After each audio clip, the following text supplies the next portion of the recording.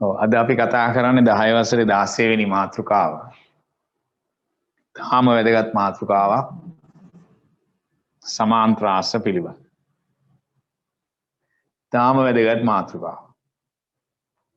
බොහොම සරලව කරනවා කාටත් ඒක අධ්‍යයනය කර ගැනීම සඳහා පහසුව සඳහා අපි ටිකක් නිබන්ධනයේට එන්න ඉස්සෙල්ලා පොඩ්ඩක් කතා කරලා තමයි ප්‍රශ්න සාකච්ඡා කරන්නේ. ඒ නිසා හැමෝම මාතෘකාව ලියා ගන්න. 16 වෙනි පාඩම 10 වසරේ සමාන්ත්‍රාස.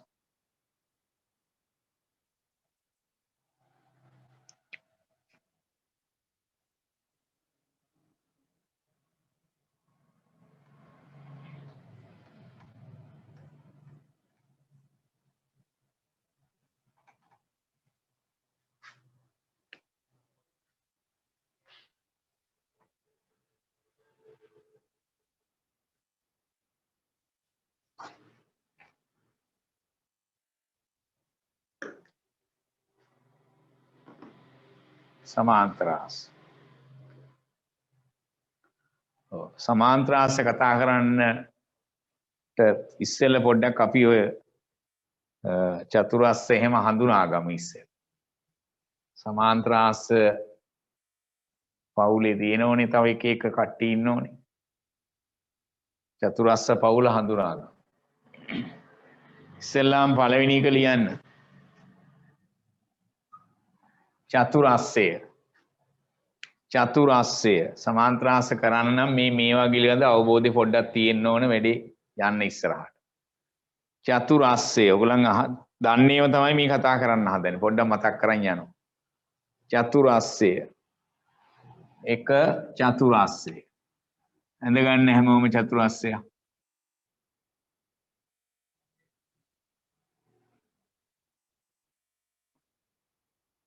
චතුරස්සය. A B C D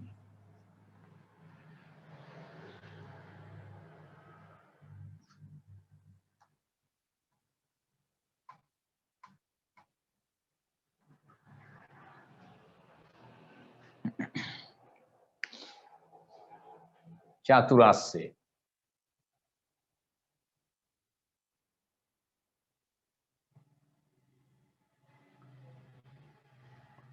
right ලියන්න චතුරස්සය කියන්නේ මොකක්ද කියලා බලමු අපි.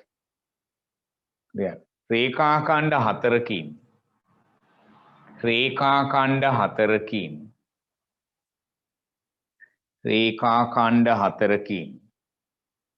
සෑදී ඇත.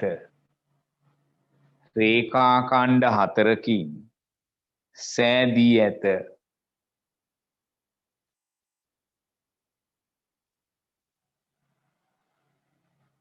රේඛාඛණ්ඩ හතරකින් සෑදී ඇත. ඊළඟට යටින් ලියන්න ආයි.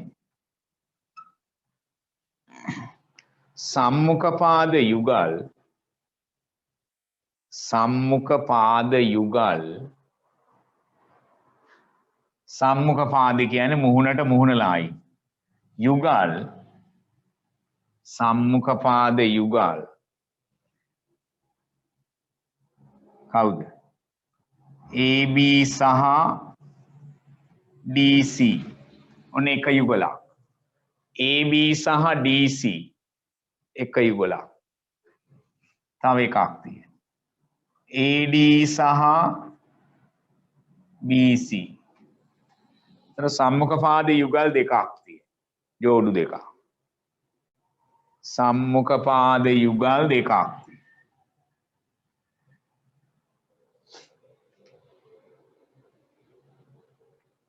සම්මුඛපාද යුගල් දෙකයි.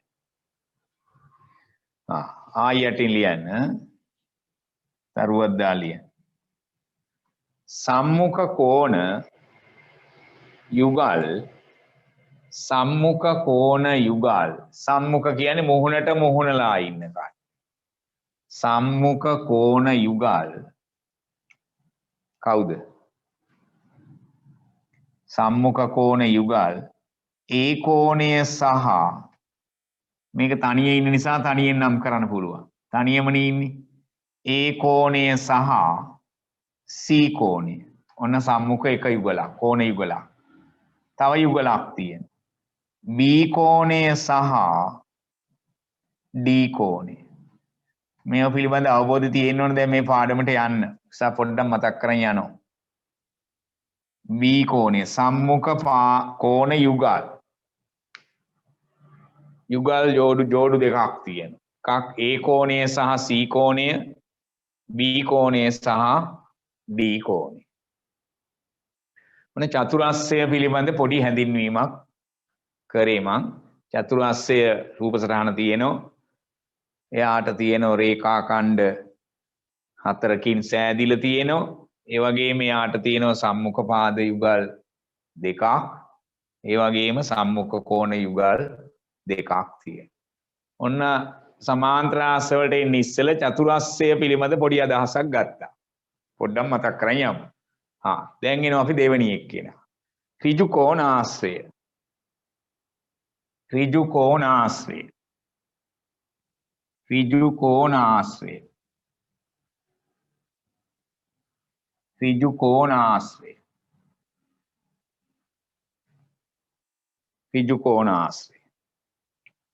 දෙවෙනි එක්කෙන ඍජු කෝණ ආශ්‍රය. අඳ ගන්න ඍජු කෝණ ආශ්‍රය. ඍජු කෝණ ආශ්‍රය කවුරුත් දන්නෝ මෙයා ගැන.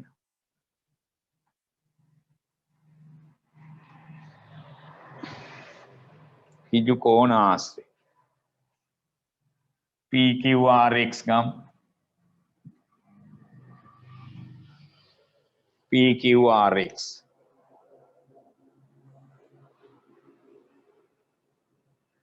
ඔව් එයාගෙත් යටින් ලියන්න සම්මුඛ පාද යුගල් සම්මුඛ පාද යුගල් සම්මුඛ පාද යුගල් PQ සහ XR නැත්නම් RX ඔන්න එක යුගලක්. තව තියෙනවා PX සහ QR නැත්නම් RX RQ QR සම්මුඛ පාද යුගල්.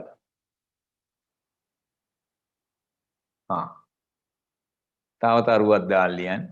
සම්මුඛ කෝණ යුගල් සම්මුඛ කෝණ යුගල් සම්මුඛ කෝණ යුගල් සම්මුඛ කෝණ යුගල් දෙකක් තියෙනවා. එකක් P කෝණය සහ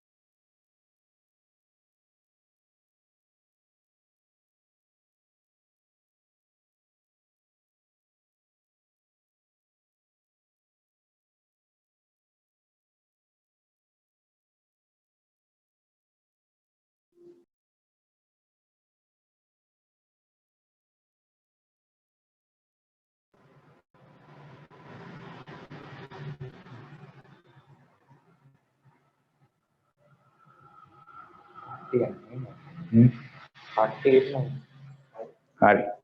පොඩි දෝෂයක් වුණා ඒක ගණන් ගන්න එපා. හරි. දැන් අපි කතා කරගෙන හිටියේ චතුරාස්‍රය ගැන කතා කරා පොඩ්ඩක් හඳුනගත්තේ යා. ඍජුකෝණාශ්‍රය ගැන පොඩ්ඩක් සම්මුඛ පාද යුගල් දෙකක් තියෙනවා සම්මුඛ කෝණ යුගල් දෙකක් තියෙනවා. අපි නැවත ආයි තුන්වෙනිය හඳුනගමු සමචතුරාස්‍රය. සමචතුරාස්‍රය. සමචතුරාස්‍රය. තුන්වෙනිය සමචතුරාස්‍රය. පාද හතර සමාන වෙන්න ආදී. සමචතුරාස්‍රය.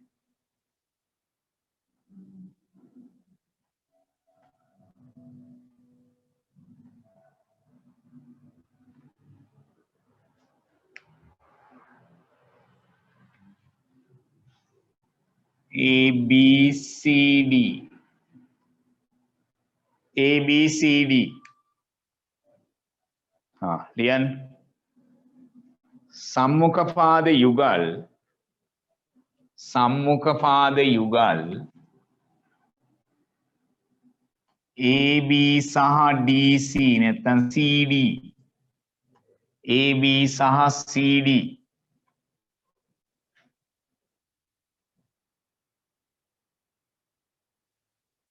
ඊළඟට AD සහ BC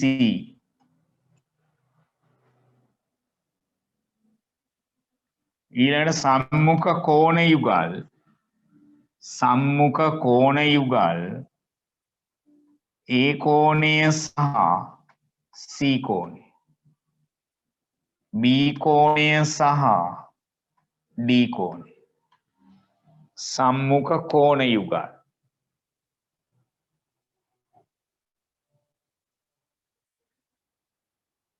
ඔන්න තුන්වෙනියත් හඳුනගත්තා.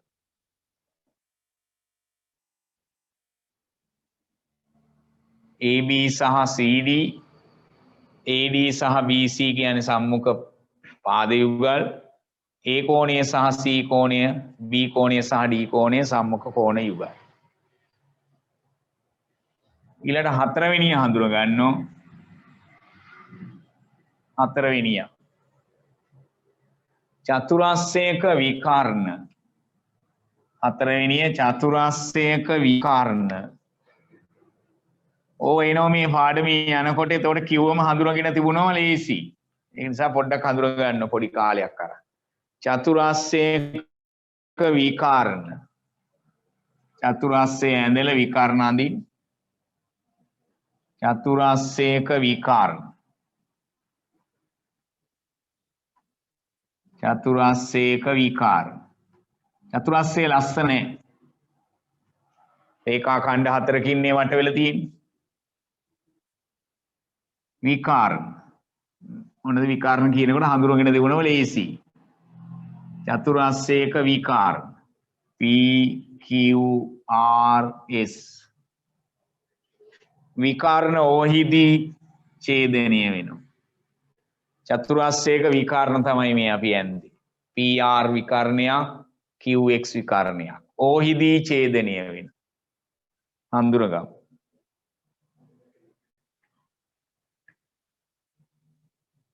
ඇඳගෙන යටින් ලියන්න. චතුරාස්‍රයක විකර්ණ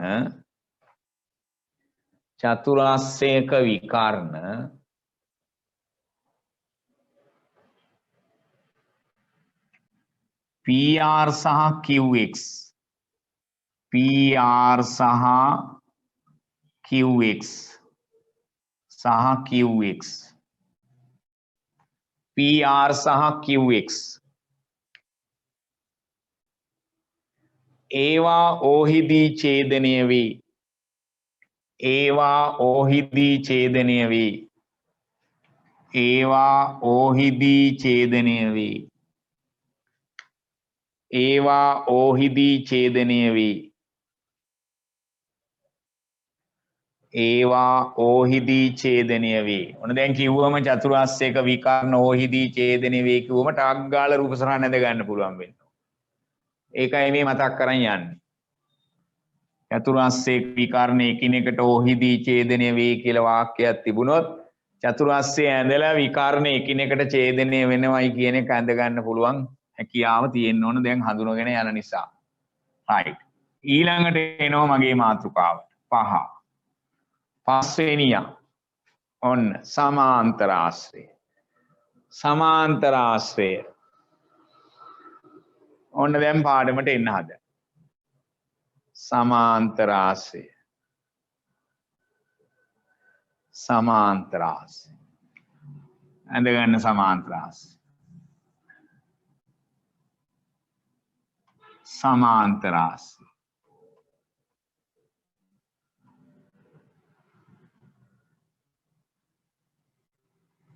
සමාන්තර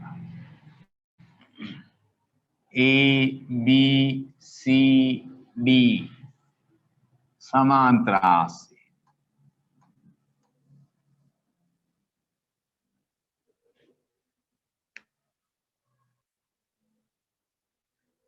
සමාන්තර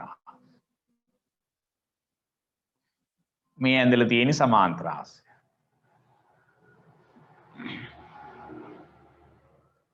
ඔව් එයාගේ බැලුවම අපිට පේනවා මේ සමාන්තර ආශ්‍රයේ AB සමාන්තරයි DC ට. ඒ වගේම AD සමාන්තරයි BC ට. මේ සමාන්තර ආශ්‍රය ABCD සමාන්තර ආශ්‍රයක් ඇඳලා තියෙන්නේ. එයාගේ දීලා තියෙන්නේ AB සමාන්තරයි DC, AD සමාන්තරයි BC.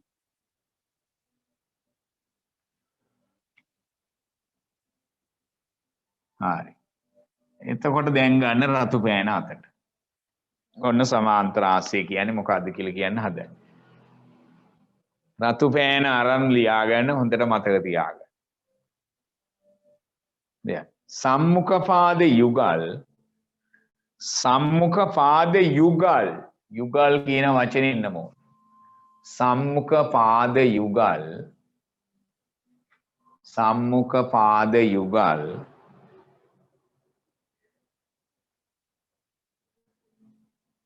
සමාන්තර චතුරස්‍රය සම්මුඛ පාද යුගල් සමාන්තර චතුරස්‍රය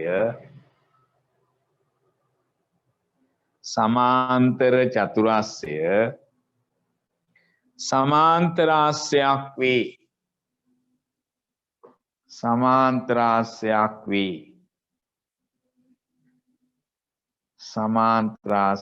වේ.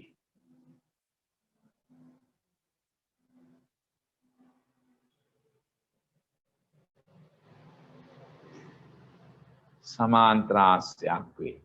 එහෙනම් සම්මුඛ පාද යුගල් සමාන්තර වූ චතුරස්‍රය තමයි අපි සමාන්තරාශ්‍රයක් කියලා හඳුනගන්නේ. එයාගේ සම්මුඛ පාද යුගල් සමාන්තරයි. මේ සමගන්න සම්මුඛ පාද යුගල් දැන් ඔන්න හොඳට හඳුන ගන්න ඕනේ ඒවා. සම්මුඛ පාද යුගල් AB සහ DC සම්මුඛ පාද යුගලය සමාන්තර වෙලා. ඒ වගේම AD සහ BC සම්මුඛ පාද යුගල් සමාන්තර වෙලා. එහෙනම් සම්මුඛ පාද යුගල් සමාන්තර වූ චතුරස්‍රය අපි හඳුන ගන්නෝ සමාන්තරාශ්‍රයක් කියලා. එහෙනම් සමාන්තරාශ්‍රයක් කියන්නේ මොකක්ද කියලා අහුවම පිළිතුර විය යුත්තේ සම්මුඛ පාද යුගල් සමාන්තර වූ චතුරස්‍රය තමයි සමාන්තරාශ්‍රයක් වෙන්නේ. තවත් චතුරස්‍ර සමාන්තරාශ්‍ර වෙන ওই ලක්ෂණ විශේෂ ලක්ෂණ ඒව හඳුන ගන්නවා තා ටිකක් එහාට යන්න. එතකොට දැන් අපි හඳුනගත්ත සමාන්තරාශ්‍රය සම්මුඛ පාද යුගල් සමාන්තර වූ චතුරස්‍රය සමාන්තරාශ්‍රය. ආන්න හොඳට ඔළුවේ තියෙනවා. සම්මුඛ පාද යුගල් සමාන්තර යුගල් කියන වචනේ ඉන්නම ඕන. සම්මුඛ පාද යුගල් සමාන්තර වූ චතුරස්‍රය සමාන්තරාශ්‍රයකි. හරි ඒක අපි එක කියලා ගමු. දැන් දෙක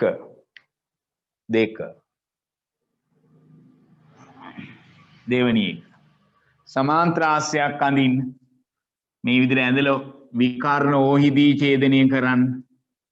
ඔන්න දැන් මං කියලා දුන්න දැන් ටට්ටක් ගාලා මං කියනකොට කනට වදින්න ඕන.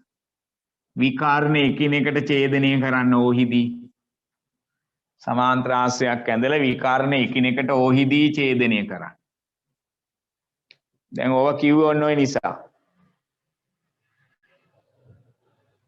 සමාන්ත්‍රාසය ඇඳලා ABCD කියලා දාලා විකර්ණ දෙක ඕහිදී ඡේදනය කරන්න. සමාන්ත්‍රාසය අඳින්නේ කොහොමද? සම්මුඛ පාද සමාන්තර වෙන්න අඳින්න. සම්මුඛ පාද යුගල් සමාන්තර චතුරස්‍රය තමයි සමාන්ත්‍රාසය කිව්වේ. සමාන්ත්‍රාසය අපි ඇඳ ඕන සම්මුඛ පාද යුගල් සමාන්තර වෙන්න. ඒකේ විකර්ණ එකිනෙකට ඡේදනය වෙනවලු ඕහිදී.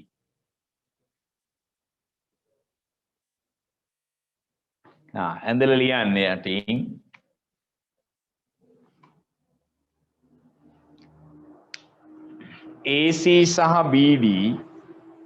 AC සහ BD ඕහිදී ඡේදනය වී ඇත. AC සහ BD ඕහිදී ඡේදනය වී ඇත.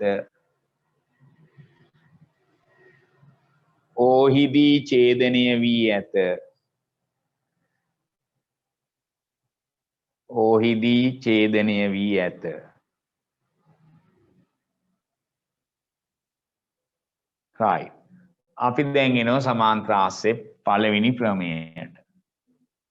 right. දැන් ලියන්න ප්‍රමේය 1.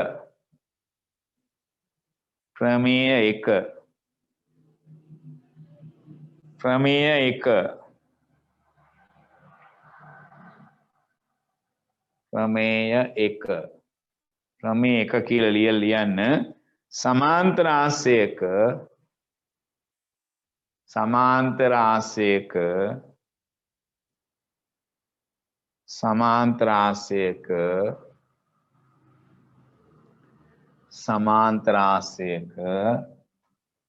එක යට එක ලියන්න. එක සම්මුඛ පාද යුගල් සමාන වේ. සම්මුඛ පාද යුගල් සමාන වේ. එක සම්මුඛ පාද යුගල් සමාන වේ. දෙක සම්මුඛ කෝණ යුගල් සමාන වේ. සමාන්ත්‍රාසයක සම්මුඛ පාද යුගල් සමාන වේ. සම්මුඛ කෝණ යුගල් සමාන වේ. තුන්වෙනි එක විකර්ණයෙන් වර්ගඵලය සමච්ඡේද වේ. ඔන්න මේ විකර්ණයෙන් ත්‍රිකෝණ දෙකක් හැදෙනවා වර්ගඵලය සමච්ඡේද වෙනවා. විකර්ණයෙන් වර්ගඵලය සමච්ඡේද වේ. මේ විකර්ණයකින් හැදෙන රූප සමච්ඡේද වේ. විකර්ණයෙන් වර්ගඵලය සමච්ඡේද වේ. right. අපි දැන් ඕක ඔය පළවෙනි ප්‍රමේය සමාන්තරාසයක සම්මුඛ පාද යුගල් සමාන වේ. සම්මුඛ කෝණ යුගල් සමාන වේ. විකර්ණයකින් වර්ගඵලය සමච්ඡේද වේ. ඕක නිකම් බාරගන්නේ. අපි දැන් ඕක විධිමත්ව සාධනය කරන්න හදන. තාම පහසුයි. අංග සම විතරයි ඕන. කවුරුත් දන්නව අංග සම කරන්න. ඒ නිසා ලේසියෙන්ම යන්න පුළුවන්. දැන් ලියන්න ප්‍රමේය 1 විධිමත් සාධනය. ප්‍රමේය 1 විධිමත් සාධනය. ප්‍රමේය 1 විධිමත් සාධනය. ප්‍රමේය 1 විධිමත් සාධනය. ප්‍රමේය 1 විධිමත් සාධනය කියලා ලියලා මේ රූප සටහන ඇඳගන්න. ප්‍රමේය 1 විධිමත් සාධනය. ABCD සමාන්තරාසයේ BD විකර්ණය. ඕක ඇඳගන්න. විධිමත් සාධනය.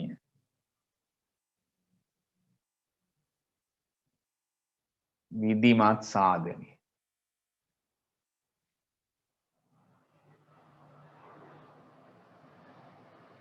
හරි. රූප සටහන ඇඳගන්න. ABCD සමාන්තරාසයක BD විකර්ණය.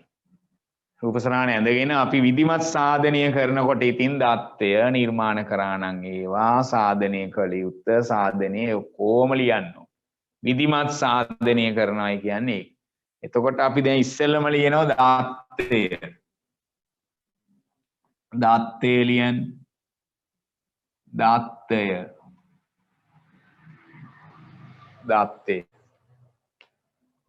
දත්තය තමයි ABCD සමාන්තරාස්සයකි ලියන්න. ABCD සමාන්තරාස්සයක. දැන් හැමතිස්සෙම සමාන්තරාස්සයකි කියලා ලියන්න එපා. ABCD සමාන්තරාස්සය. දැන් දන්නව සමාන්තරාස්සය හඳුනාගත්තනේ. සම්මුඛ පාද යුගල් සමාන්තර වූ. ඒතර සම්මුඛ පාද යුගල් මේ විදිහට සමාන්තර කරලා දාන්න. ලියලා ඉන්න ඕනනේ. සම්මුඛ පාද යුගල් සමාන්තර වූ චතුරාස්‍රය සමාන්තරාස්සය කියලා හඳුනාගත්ත දැන්. එහෙනම් ABCD සමාන්තරාස්සය කියලා මෙහෙම ලියන්න පුළුවන්. ABCD